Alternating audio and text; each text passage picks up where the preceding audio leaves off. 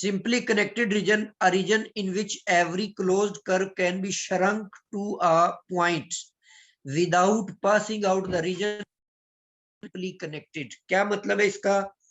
मिसाल के तौर पर आप कोई भी रीजन डिफाइन कर लेते हैं। यहां पर मैं आपको एक और एग्जांपल दे रहा हूं, जैसे ये वाला रीजन है, तो इस रीजन के अंदर आप कोई भी एक क्लोज्ड कर्व ले लें,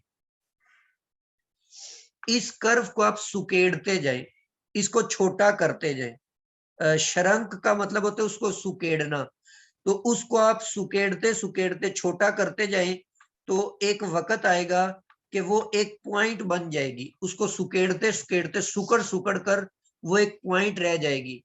इस दौरान अगर वो रीजन से बाहर ना निकले तो इसका मतलब है कि वो रीजन सिंपली कनेक्टेड रीजन कहलाएगा। जैसे ये शक्ल में एक सर्कुलर रीजन दिखाया हुआ है, इसमें आपने ये कर्व लिया गैमा, तो इसको आप सुकेड़ते जाए तो ये सर्कल से बाहर तो नहीं जाएगी, उस रीजन को छोड़ेगी नहीं, तो इसका मतलब है कि ये एक सिंपली कनेक्टेड रीजन है। लेकिन अगर आप मिसाल के तौर पे एक ऐसा रीजन बना लेते हैं, इधर ये मिसाल के तौर पर ये एक सर्कुलर रीजन है, ये सर्कुलर, यहाँ पर ये जो दरमियान वाला हिस्सा है इसको हम शामिल नहीं करते, सिर्फ ये वाला सारा पोर्शन आप ले लेते हैं। मतलब दरमियान में आपने एक सुराख ले लिया है, एक होल कर लिया है। अब यहाँ पर इस रीजन में अगर मैं एक कर्व बनाता हूं, जैसे मिसाल के तौर पे ये वाली कर्व मैंने बना ली है। अब अगर इस कर्व को मैं सुकेड़ना शुरू कर देता हूं, तो ये जो रीजन है ये दरमियान वाला, ये तो उसमें शामिल ही नहीं है। ठीक है, जो आपका शेडिड रीजन है जिसको आपने शेडो किया हुआ है, अगर आप इसको सुकेड़ कर एक पॉइंट तक ले आते हैं तो ये तो शेडिड रीजन से बाहर निकल जाएगी। मतलब यहां पर सुकेड़ते हुए आप यहां तक आ जाएंगे और ये आप उस शेडिड रीजन से आउट निकल गए। इसका मतलब है ये जो आपने शेडिड रीजन लिया है ये सिंपली कनेक्टेड नहीं है, बल्कि इसके दरमियान एक होल है, उस होल की वजह से ये सिंपली कनेक्टेड नहीं है। तो इसका मतलब दूसरे लफ्जों में आप ये भी कह सकते हैं कि सिंपली कनेक्टेड रीजन ऐसा रीजन होता है जिसके दरमियान कोई होल ना हो। जी, डबली कनेक्टेड रीजन क्या होता है? A region which is not simply connected, एक तो वो सिंपली कनेक्टेड ना हो, and having a hole in it, और उसके अंदर एक सुराख होना चाहिए, एक होल होना चाहिए। जैसे ये रीजन में दिखाया हुआ है कि z mod is greater than 1 and z mod is less than 2, तो इसका मतलब है z mod ग्रेटर देन 1 का मतलब है एक यूनिट सर्कल के आउटसाइड वाला रीजन आपने लेना है, और z mod लेस देन का मतलब है एक ऐसा सर्कल जिसका रेडियस 2 है, उससे आपने लेस वाला रीजन लेना है। तो इसका मतलब जस्ट आपका ये वाला रीजन जो है ये बन जाएगा। जैसे डिस्क होती है ना, ये सीडी या डीवीडी वाली डिस्क, उस तरह के रीजन की मैं बात कर रहा हूं। अब इसके अंदर एक होल मौजूद है, एक सुराख है, तो इसको आप डबली कनेक्टेड कहेंगे। एक होल होगा तो डबली कनेक्टेड है, अगर उसमें 2 होल्स होंगे कनेक्टेड कहेंगे। जैसे इस शक्ल में ये जो साथ में फिगर दी हुई है इसमें 3 होल्स है, तो इसको आप कहेंगे कि ये 3 होल्स रखती है, तो फोरप्ली रीजन है। मैंने इंटरव्यू दिया था उस वक्त एक सवाल मुझसे ये पूछा था कि सिंपली कनेक्टेड रीजन को आप सॉरी डबली कनेक्टेड रीजन को आप सिंपली कनेक्टेड कैसे बना सकते हैं? तो देखें, इसी शक्ल से आप समझे इसको। ये जो रीजन मैंने बनाया है, इस रीजन में एक सुराख है, इसको आप यहां से एक कट लगा दें इस तरह से।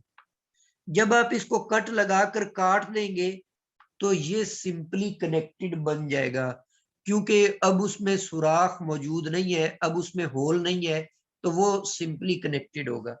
इसी तरह ये जो आपको नजर आ रहा है ये वाला रीजन, इसमें 3 होल्स हैं, सिंपली कनेक्टेड बनाने के लिए एक कट यहां से लगा दें, दूसरा कट यहां से लगा दें, ठीक है, और तीसरा कट यहां से लगा दें। जी, अब ये सिंपली कनेक्टेड बन चुके हैं। तो 3 होल्स हैं, तो फोरपली कनेक्टेड था तो आपको 3 कट लगाने पड़े। तो डबली कनेक्टेड है, तो मतलब जितने उसमें होल्स होंगे उतने आप कट लगाएंगे तो वो सिंपली कनेक्टेड बन जाएगा। तो इंटरव्यू के पॉइंट ऑफ व्यू से भी ये बड़े इंपॉर्टेंट क्वेश्चंस थे। अच्छा, नेक्स्ट कुछ मैंने कंपैरिजन लिए हुए हैं रियल एनालिसिस के साथ। इससे पहले भी हर टॉपिक को हम रियल से कंपेयर करते रहते होते हैं, तो यहाँ पर भी एक वेरी इंटरेस्टिंग रिजल्ट है। मीन वैल्यू थ्योरम हमने पढ़ा था रियल कैलकुलस के अंदर, बीएससी में भी पढ़ा, एमएससी में भी पढ़ा। मीन वैल्यू थ्योरम ये था कि अगर एक फंक्शन आप लेते हैं, वो क्लोज ओपन ओपन जो इंटरवल होता है वहां पर वो डिफरेंशिएबल हो, तो फिर ओपन इंटरवल में एक नंबर सी इस पर ये वाली कंडीशन होल्ड करती है। तो अब यहां पर मैंने यही कहा कि mean value theorem does not hold true and complex analysis.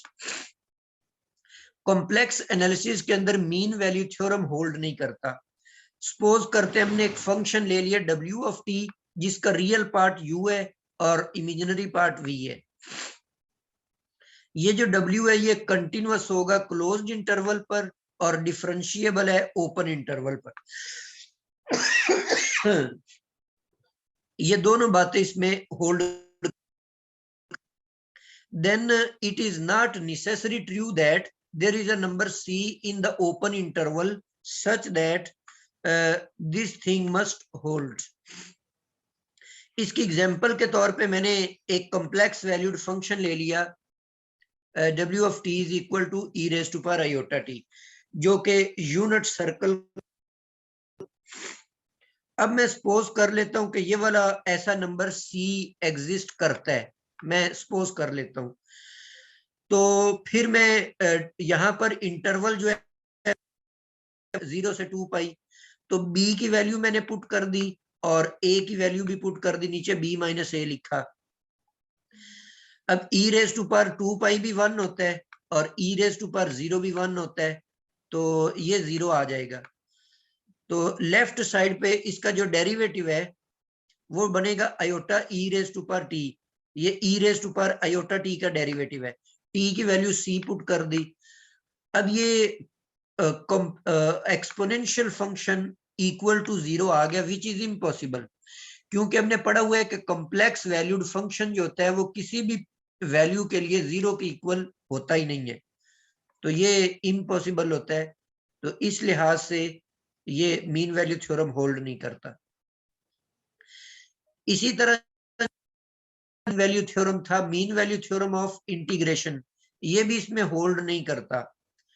मतलब ये एक फंक्शन है जो कंटिन्यूअस है क्लोज्ड इंटरवल पर, फिर एक नंबर c एग्जिस्ट करे जिसके लिए ये इक्वेशन होल्ड करे, तो इसके लिए भी वही एग्जांपल यूनिट सर्कल वाली लेकर आप कंट्रा पॉजिटिव मेथड से ये प्रूफ कर लें कि ये होल्ड नहीं करता रिजल्ट।